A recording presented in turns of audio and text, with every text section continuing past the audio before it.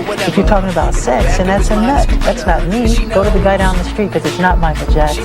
What if I told you that Michael Jackson's death wasn't just a tragedy but also a part of a much darker conspiracy that directly connects to Sean Diddy Combs, the hip-hop mogul? While the media remains silent, shocking new claims are emerging online that connect Diddy's massive legal scandal to the king of pop's mysterious passing. Candace Owens claims that it extends beyond Epstein and involves a cover-up of a Hollywood blackmail conspiracy and a covert struggle for power. Why was Michael terrified for his life? Who was shielding Diddy? And why is all happening now? There's no turning back once you hear this, so fasten your seatbelt. The Diddy dungeon theory. Oh, how there's tunnels underneath his house? And how That's Michael crazy. Jackson in the song says, I always feel like somebody's watching me, and I have no privacy. I always feel like somebody's watching me, and I have no privacy. Because supposedly there's a tunnel connected from Diddy's house to Michael Jackson's house. No way. Yeah, you didn't know that? I That's actually a did big not one know right that. now. So I fact-checked this whole thing. There's only proof that in Diddy's pool, there's tunnels leading to a private grotto. And Is it the Playboy Mansion? Because I know the Playboy Mansion for sure. No. Had tunnel. It's his own house. So according to the website, it has a private theater that can fit 35 people. And the most curious thing about his property is that the underwater tunnel connected to a grotto is inside a mansion. Oh damn. So that kind of backs up the fact that it's Michael Jackson's house because they live close to each other. They don't want you to know about the Diddy controversy. Have you heard about the shocking lawsuits that are being filed against Sean Diddy Combs? If not, it's intentional. This isn't just a scandal. It's perhaps one of the biggest stories in Hollywood and hip-hop history, but the lack of response from major media outlets is deafening. You would think that every major network would be plastered with headlines every day, but instead, crickets. Do you guys think Michael Jackson was innocent? Recent court documents against P. Diddy has come out, exposing his involvement in a sort of blackmail ring. The papers allege P. Diddy's security guard, Fahim Mohammed, was the guy you called to cover up a crime. Fahim used to be Michael's head of security before joining P. Diddy. And get this, Fahim was one of the first people on the scene when Michael Jackson died. With all the strange deaths connected to P. Diddy, he's starting to look a lot like Epstein. But I want to know... On a recent episode of her podcast, conservative commentator Candace Owens made waves by tackling the unfolding scandal surrounding music mogul Diddy. Owens connected the dots in a way few public figures have dared, suggesting this isn't just about civil lawsuits or celebrity drama, it's a glimpse into something much darker. She claimed a powerful, hidden network operates within the entertainment industry, protecting its own and silencing threats. In a bold comparison, Owens linked the Diddy controversy to the mysterious death of Michael Jackson, implying both figures may have come too close to exposing the wrong people. She also drew parallels to the Jeffrey Epstein case, pointing to a disturbing pattern: fame, influence, and secrecy used as shields for corruption. According to Owens, when someone threatens to reveal the truth, cover-ups, media blackouts, or even unexplained deaths follow. Her claims raise unsettling questions about what really happens behind Hollywood's glittering curtain. Diddy's got tunnels underneath his house. No. 5 tunnels leading to 5 other houses in that area. What houses? That's it. Someone said Michael Jackson's old house. Believe it. Saw that photo, how Blindly. close he was to a port. Because he's getting linked. port? He's getting linked to crimes that involved shipping shipping containers. It's a shipping yard. And it's like, if you're buying a house that big, why do you want a shipping yard in the background if you're not doing something in that shipping yard? Maybe he was just a huge investor in baby oil. Maybe. Needed to have his eyes on the product. on the product at all times. Baby, Psych, he did really bad things. Yep. This is the biggest sexual assault lawsuit ever to exist in American history. Like, Dude, this I is- love it. It's I don't love it. I love that. I hate. love it. We're breaking records. I hate this. What I love is that it's coming to light. Yes, I was absolutely. waiting for you to go back into a gaslight. I need to start working on my eggshells with you guys. You bring your own eggshells with you? She's open her socks. She's always walking on it. So why isn't the media digging deeper? Why aren't more celebrities speaking out? According to Candace Owens, the answer is fear. Fear of being blackballed, fear of becoming the next target, fear of having their own secrets exposed. Owens boldly questioned why the media is handling Diddy with kid gloves while Epstein was relentlessly dragged through the headlines. Why the double standard? As lawsuits pile up and disturbing allegations surface, from trafficking claims to secret recordings, the lack of widespread coverage feels less like negligence and more like a deliberate cover-up. And the most chilling part? If Owens is right, the Diddy scandal may be just the beginning. This isn't merely a celebrity's fall from grace, it could be a rare glimpse into a system built to protect the elite at any cost. If this story fades into silence, Owens warns, we'll all know the reason why. Stay tuned. P. Diddy's security boss connection to Michael Jackson's shocking death, Fahim Muhammad, also known as Mr. Fix-It, is a significant figure who has been involved in both Michael Jackson's and P. Diddy's lives, though for different reasons. His role as Michael Jackson's chief of security ties him to the King of Pop's tragic death, and his later work with P. Diddy has drawn attention in a number of legal battles, most notably a lawsuit filed by rapper Lil Rod, Rodney Jones against Diddy. Muhammad's association with Michael Jackson began when he was just 21 years old. He started as Jackson's driver and bodyguard, but quickly rose through the ranks, ultimately becoming the pop star's chief of security. This role gave Muhammad a front-row seat to Jackson's private life and made him an important figure in the days leading up to the singer's untimely death in 2009. Muhammad was one of the first witnesses to discover Jackson's lifeless body in his bedroom at the Neverland Ranch. He recalled that when he entered Jackson's room, the singer appeared to be dead. His eyes were open and his mouth was slightly ajar. Muhammad saw Dr. Conrad Murray, Jackson's personal physician, attempting to administer CPR to Jackson, but the doctor appeared nervous and unsure of himself.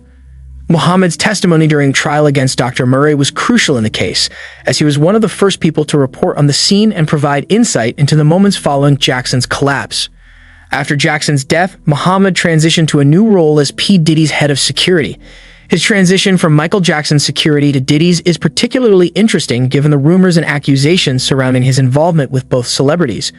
While Muhammad's primary job with Diddy was to handle his security, his role seems to have extended beyond just safeguarding the rapper.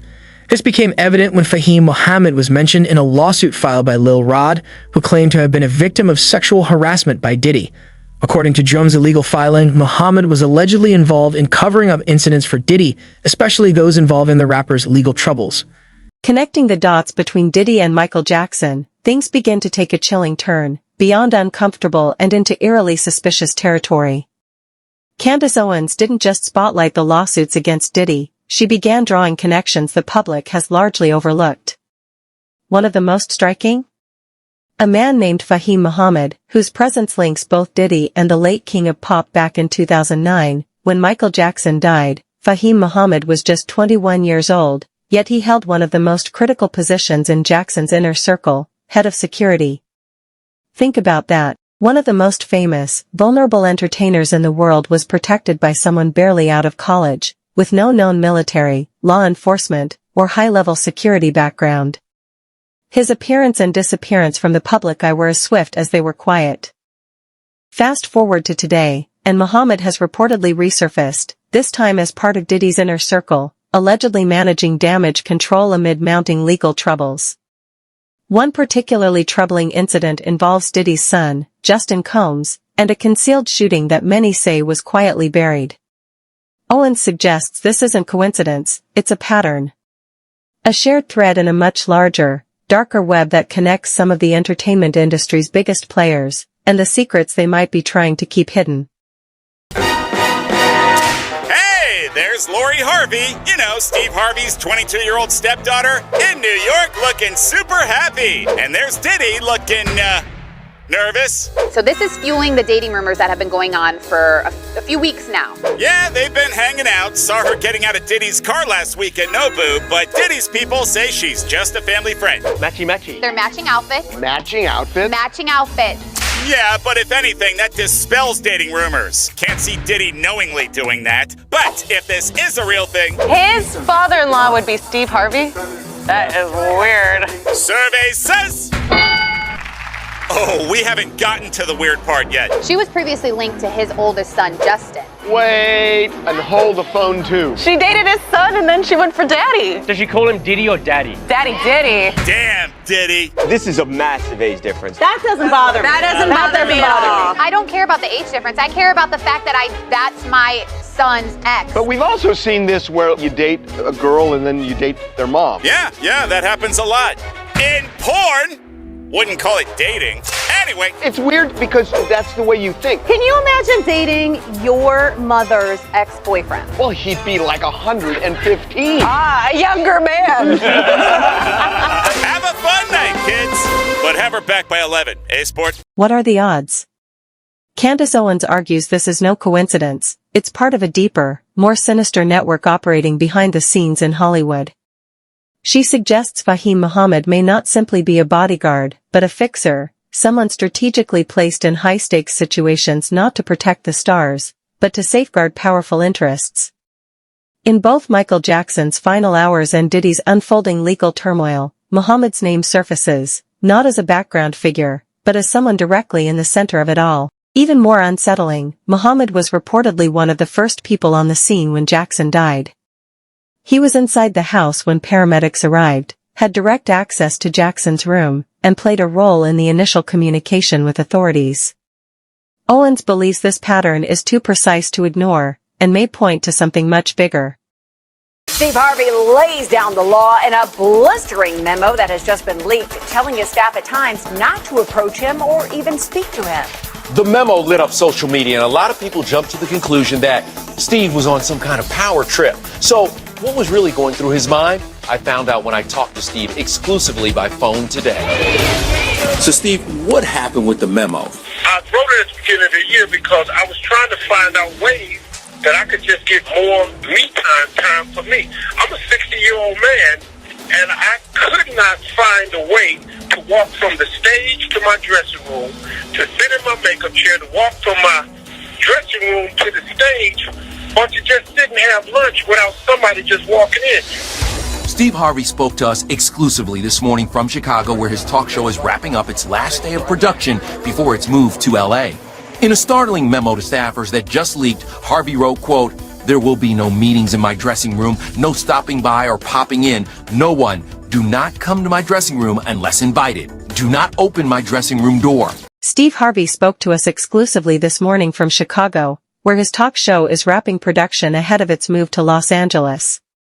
The timing couldn't be more curious, especially as a leaked memo from Harvey to his staff has raised eyebrows. In it, he wrote, "There will be no meetings in my dressing room. No stopping by or popping in. No one. Do not come to my dressing room unless invited. Do not open my dressing room door." It begs the question, what did he see? And what does he know? More importantly, what has been left unsaid? If anyone had intimate knowledge of what truly happened in Michael Jackson's final moments, it was Fahim Muhammad. He was there that day, inside the house, with direct access to Jackson's room, and reportedly one of the first to speak to paramedics and authorities. Yet, over the years, his name has quietly faded from public view, until now. With Muhammad's name resurfacing in connection to Diddy's growing legal crisis, people are starting to ask the questions that should have been raised long ago. Was Michael Jackson genuinely surrounded by people who cared for him? Or was he unknowingly trapped in the same toxic system that may now have Diddy in its grip? Candace Owens believes we're only scratching the surface, uncovering a network of protected insiders, controlled narratives, and chilling silences. And the deeper you dig, the darker it gets. I put her name on the back, man. You understand me? That's mine right there. Yeah, I own you and you own me. I will kill everybody in here about your ass. Please understand that about the way I love you, Marjorie Elaine. And I have the key to women keeping their heart attached. I was a womanizer, now I'm a woman advisor. A system of control, blackmail, drugs, and power. This is where the story shifts from scandal to something far more systemic. According to Candace Owens, what we're witnessing isn't just the downfall of a celebrity like Diddy, it's the exposure of a long-standing blackmail ring embedded deep within Hollywood and the music industry. Owens claims this network operates using a chilling formula: drugs, sex, surveillance, and secrets, all used to trap public figures in a cycle of silence and submission. At first, it might sound like a far-fetched theory, but Owens points to patterns that are hard to ignore. One example she cites is the mysterious case of Nikolai Mishigian, a young Bitcoin millionaire who, just days before his unexplained drowning in Puerto Rico, tweeted that the CIA and Mossad were running a sex trafficking and blackmail ring targeting the powerful. His warning was specific and alarming. Hours later, he was found dead, fully clothed, wallet in pocket. Coincidence? Owens doesn't think so. She believes his death, like many before it, follows a disturbing pattern: whistleblowers silenced, evidence erased, and a complicit media looking the other way. This, she argues, isn't just gossip, it's about power and control at the highest levels. Diddy, I love this story. I love this story too.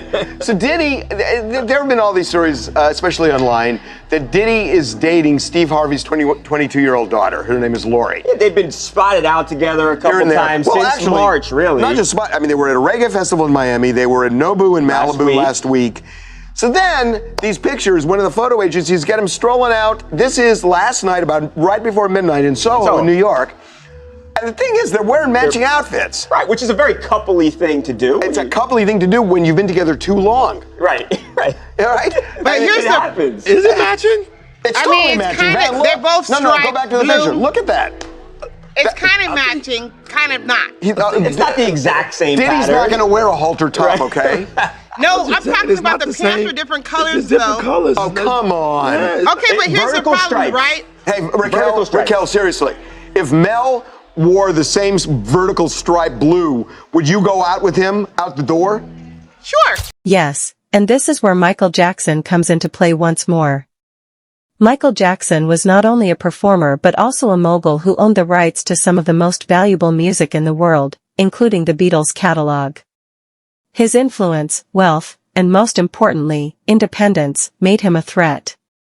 Owens poses the unsettling question of whether Jackson was specifically targeted by this system. He hypothesizes that Jackson may have been manipulated through a combination of dread, his unpredictable behavior, fear addiction, and perhaps even used blackmail. Through this view, his abrupt legal issues and the individuals he was surrounded by in his last years begin to appear different.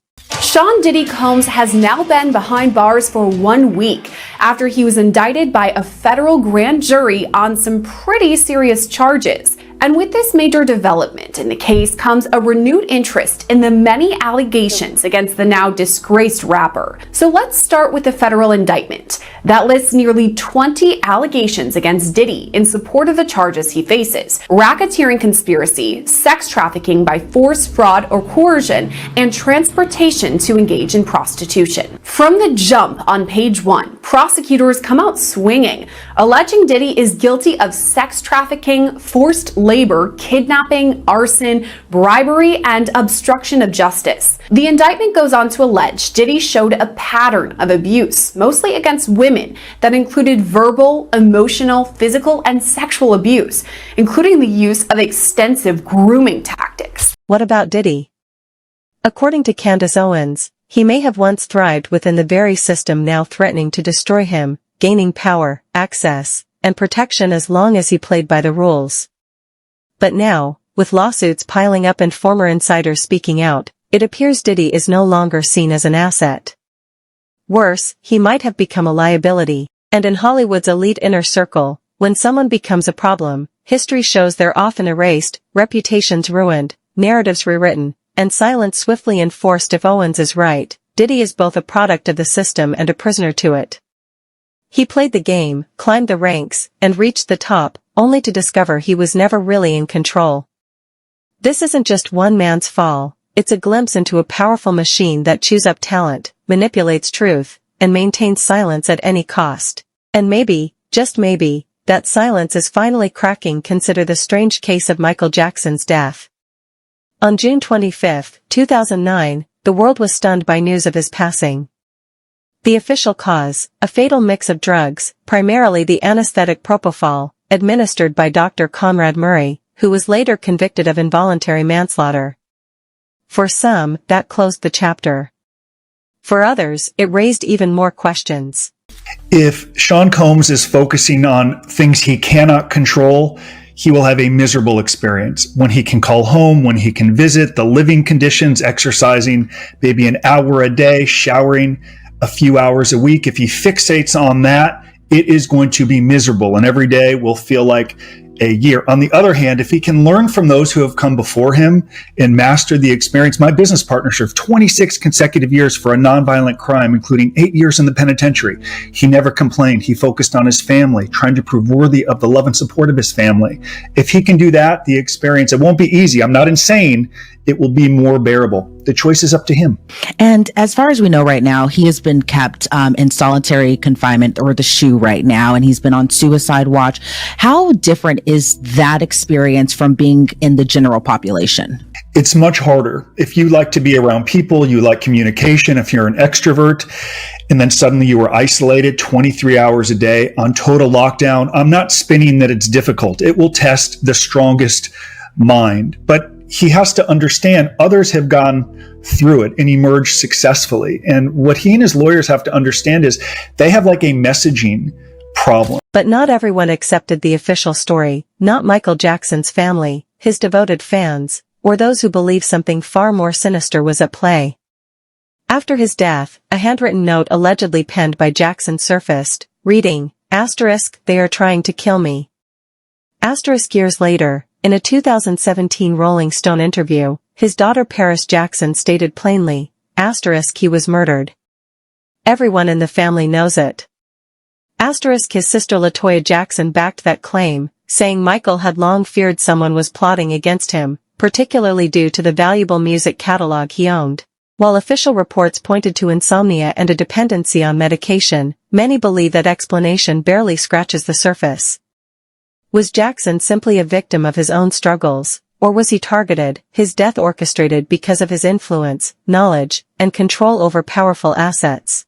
There's no question. People who know they're going to prison who have been on medications, either illegal or illegal, it would be wise to understand the Bureau of Prisons might not prescribe you what you like. And if you're taking illegal drugs, unless you're engaging in the prison hustle, you're not going to get it. It would be easier to get the drugs and engage in the prison hustle in general population, but not when you're on lockdown for 23 hours a day. So certainly it is a brutal adjustment if you are on no drugs, but certainly if you are withdrawing, isolated 23 hours a day without getting things that you can get the snap of a finger, it makes the decision or the process that much harder, which is why I can assure you, based on what happened with Epstein, the high profile nature of the failures of this prison in the past, including some judges not even sending prisoners there because they were so concerned about their safety, you can expect staff is watching him, not 22, 23, 24 hours a day. They do not want more problems. And this is a man going from private chefs and food from across the world to a set menu just like any other detainee or inmate. The Jackson family speaks, murder or conspiracy. When Michael Jackson's own family publicly questions the official narrative of his death, it forces a deeper look into what really happened. In 2012, 5 of Michael's siblings signed a public letter challenging the validity of his will, claiming he wasn't even in Los Angeles on the day it was allegedly signed. They suggested the document may have been forged and his estate manipulated by people Michael never trusted. Central to their concern was John Branca, one of the key figures managing Jackson's estate, someone the family claims Michael had deliberately distanced himself from. Despite this, Branca's influence has only grown, including his role in the upcoming $155 million Michael Jackson biopic backed by Universal. According to the family, this is not what Michael would have wanted. Even more haunting are LaToya Jackson's long-standing claims that Michael confided in her before his death, saying, *, I'm going to be murdered for my catalog. *, if multiple family members insist Michael predicted his own death, should that be ignored? Candace Owens doesn't think so.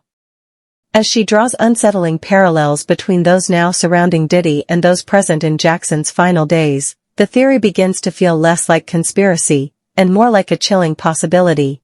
Diddy also allegedly forced victims to carry illegal firearms, often through coercion and the assistance of his associates working for the Combs enterprise. Not only would these associates help suppress the victims, but they also arranged the freak-offs by booking hotel rooms and stocking the rooms with required freak-off necessities like baby oil or personal lubricant. These associates would also procure sex workers and IVs that were given to both Combs and the victims after these freak-off sessions to help them recover from the physical exertion and drug use. As part of all this, Diddy and his associates transported and caused to be transported commercial sex workers across state lines and international. Diddy's legal history, a timeline of power, violence, and control. To truly grasp the weight of the current allegations against Sean Diddy Combs, it's essential to look at his long, troubling legal history, one that reveals a disturbing pattern of behavior spanning decades.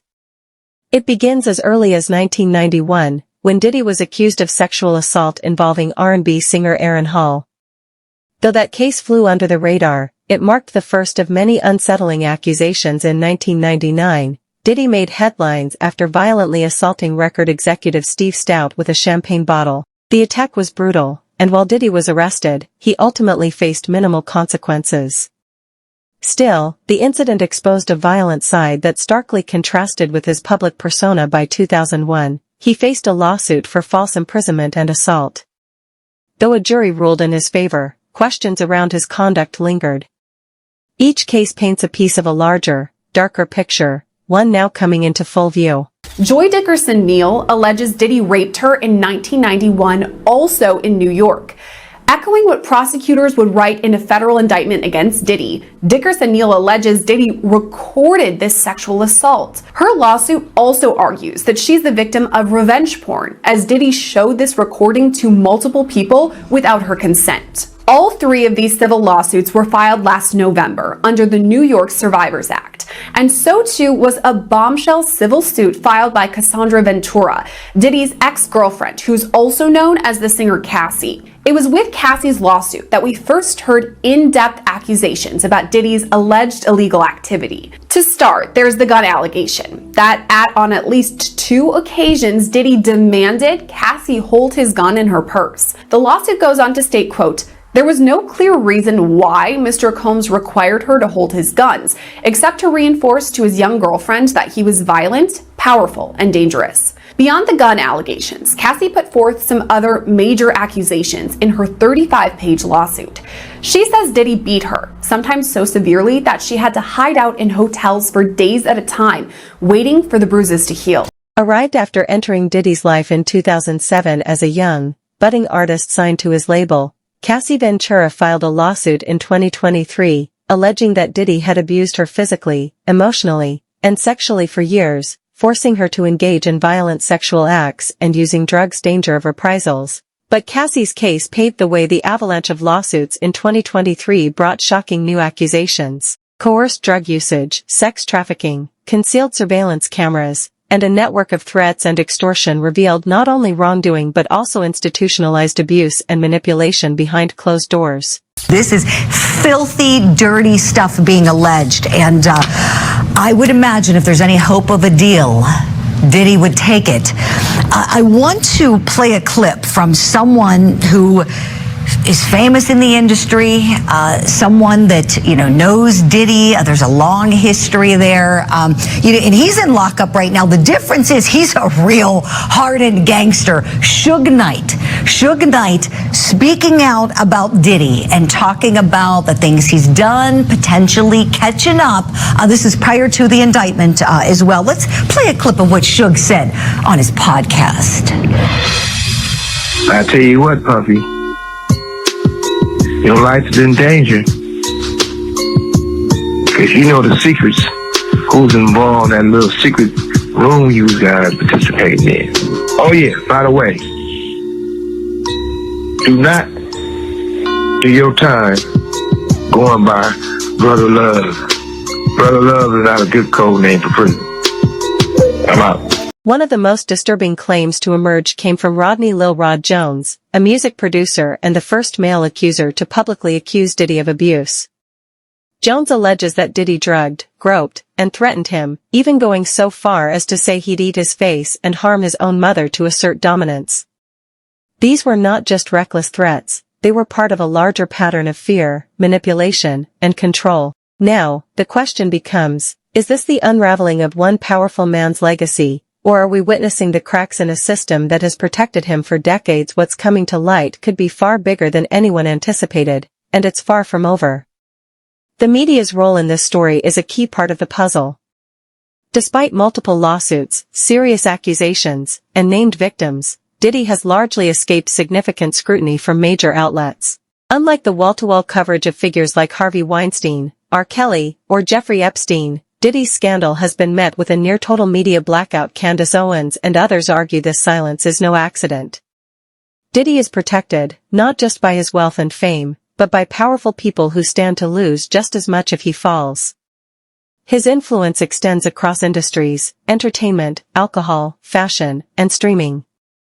He maintains close ties with politicians, celebrities, and top executives, some of whom could be implicated if the truth comes to light. However, the shield is starting to crack. Companies like Hulu, Dior, and even the Grammy board have quietly distanced themselves. With lawsuits mounting and evidence leaking, this may not just be the fall of Diddy, it could be the opening of a Pandora's box, exposing something far darker and more dangerous. Gonna turn down $50 million. Now, I've had to turn down $50 million 4 times. 4 times. Just to protect my integrity and that virgin hole I was telling you about.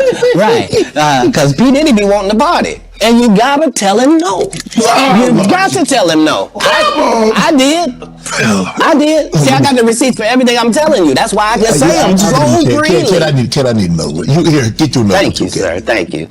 Come on. Because early on you was accusing me of being... Cat, man. It's crazy. I mean, but you know, some of these people... Martin tried to put me in my first dress.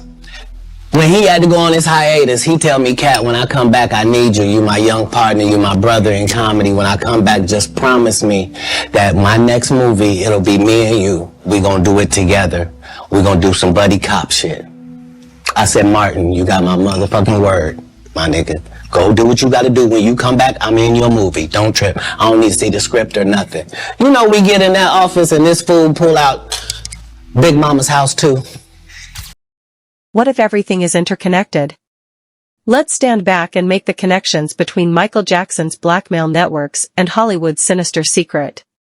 Michael Jackson passes away inexplicably in front of many connected to Diddy in his last years. Candace Owens promotes the idea that this is more than just a scandal. Rather, it's a clandestine system, a blackmail ring, intended to control the powerful and preserve the status quo in Hollywood politics and the media. Later, Diddy is accused of things that eerily resemble what people believe happened to Michael: drug control, manipulation, and silence. I definitely feel where that's coming from. I know that I'm not, what? Yeah.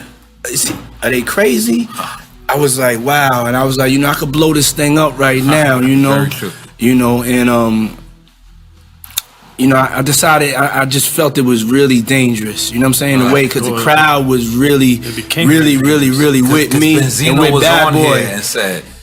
And he said they could have did that. Yeah, they were just looking for the word or the, like, throw something up and it's just crazy.